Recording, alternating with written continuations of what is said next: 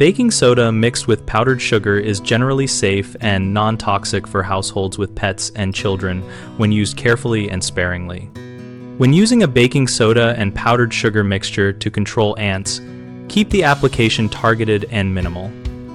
Sprinkle a thin line or small dabs rather than a pile so curious children or pets are less likely to eat it. Place the mixture inside a shallow, sealed container with small entry holes so ants can access it but larger animals cannot, and check it daily to remove any buildup. Combine the bait with good sanitation by wiping up food crumbs and sealing pantry items because reducing attractive food sources improves effectiveness. If you have persistent infestations, rotate baits every week to prevent bait shyness, and use non-chemical barriers like sealing cracks with caulk to stop new trails.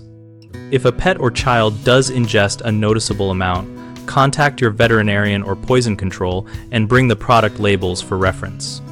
Common mistakes include placing large open piles that invite accidental ingestion, so always use small amounts in covered bait stations or inaccessible spots. Another mistake is neglecting sanitation and entry point exclusion, which undermines bait effectiveness, so clean surfaces and seal gaps around doors and windows.